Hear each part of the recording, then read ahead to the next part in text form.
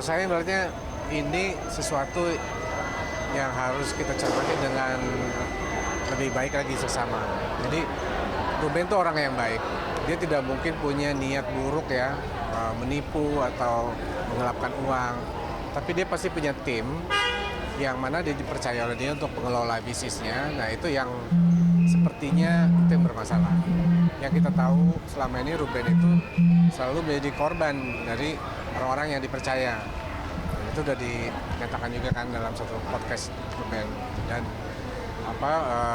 untuk kasus yang kali ini ya kita berharap ada jalan keluar yang baik. Mungkin ada kesalahan soal administrasi, namanya bisnis ya, kerjasama kan bisa untung bisa rugi. Nah apakah itu masuk ke perdata atau pidana, itu yang harus dicermati gitu. Jadi menurut saya ini masih panjang perjalanannya ya, dari status TSK menuju ke P19, P21, sidang dan lain-lain. Jadi masih perlu pembuktian yang lebih lanjut. Sudah ada sharing dengan korban, saling cerita perihal kasus yang dihadapi? Aku menguatkan dia aja, aku kasih voice note sama dia gitu. Dia juga tipikalnya, aku paham kalau dia perlu space untuk sendiri untuk berpikir, aku kasih space itu. Tapi aku bilang sama dia bahwa banyak teman-teman yang akan support Ruben. Teman-teman dari berbagai kalangan ya, itu siap support Ruben gitu. Mereka percaya bahwa Ruben itu tidak ada maksud yang lain. Duluan aja. Tadi di sosial media. Duluan aja. Itu siapa? Aku aman kan nanti. Oke. Kan di sosial media Pak Ruben udah ngomong ya, bahwa saya udah mencoba untuk berdamai tapi tidak ada titik temu mungkin. Nanti gimana?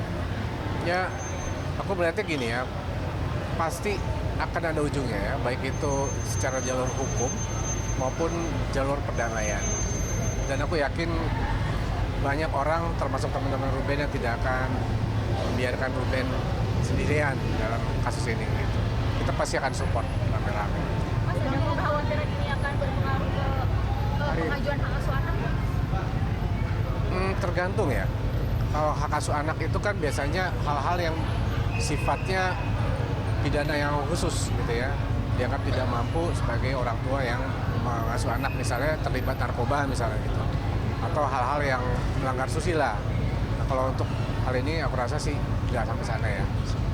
Jarak antara status TSK-nya Ruben, informasi dan status TSK Ruben dengan terbongkarnya kelakuan Gio oleh Nikita Mirzani itu kan deket banget, jaraknya hanya beberapa menit. Tanggapannya gimana? Ya aku tanggapannya gimana ya, aku nggak tahu apakah itu kebetulan atau gimana ya, tapi intinya adalah kalau untuk Ruben ini juga mengagetkan ya, status TSK-nya kita tahunya semua dari media ya, tidak langsung kepada yang bersangkutan. Ini ada apa juga, itu kan harus kita cermati juga, ini ada apa sih sebenarnya gitu ya. Nah kalau soal Nikita dengan statement dia yaitu biar dia yang jawab itu seperti apa gitu ya. Tapi yang jelas seperti yang sudah pernah kita bahas, bahwa hati-hatilah, baik-baiklah berperilaku, karena netizen kita ini makin cerdas ya gitu. Makin banyak kita menahan diri lebih baik sebenarnya gitu. Karena pasti ada aja kan kasus-kasus atau hal-hal aib masa lalu yang bisa dibongkar-bongkar gitu. Makanya ya sebaiknya saling menahan diri sih. Mas, kan sebelumnya Bang Minal sendiri udah bilang kalau kasus ini awalnya dari Ruben yang sempat butuh uang dan meminjam. Sebenarnya kalau Ruben sempat butuh uang itu sempat cerita nggak ke Mas Nanda? Enggak sih. Jadi gini, Ruben itu pernah cerita gini. Dia itu sering kali dihianati sama orang-orang kepercayaan ya. Malah dia yang sering ditipu, disalahgunakan kepercayaannya. Banyak hal-hal yang merugi, padahal dia orang yang sangat bertanggung jawab, sangat mikirin keluarganya, anak-anak, termasuk orang sekitarnya, karyawannya. Dia akan rela melakukan apapun untuk mempertanggungjawabkan itu. Jadi sampai dia kalau perlu jual-jual aset ya untuk kesejahteraan orang-orang, itulah Ruben itu yang nggak perlu tahu sih.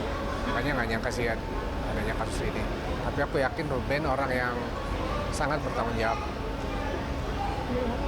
Mas, tapi dari Mas Nanda sendiri ada berusaha keinginan untuk mencari jalan keluar masalah ini?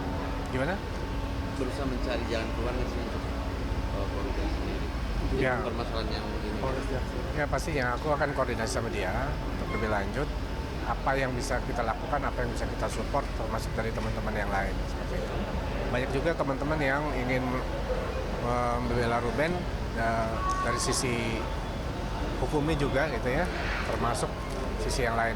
Banyak yang ngobongin. Akan berusaha menemui orang tua dari personal sendiri. Kalau dari aku sih belum cerita. Ada keinginan Ya apapun yang terbaik ya. Kalau memang udah ada kuasa hukum, sebaiknya itu yang jadi tugasnya kuasa hukumnya Ruben. Tapi Mas mungkin dari segi mental sendiri seperti apa sih untuk saat ini, karena pasti kan maksudnya masalah berturut-turut datang gitu di Ya. kondisi saat ini. Ya, Ruben itu orang yang baik, yang sedang memperbaiki dirinya untuk lebih baik lagi, berusaha lebih baik lagi, tapi lagi-lagi ditimpa dengan banyak cobaan ya, ujian ya.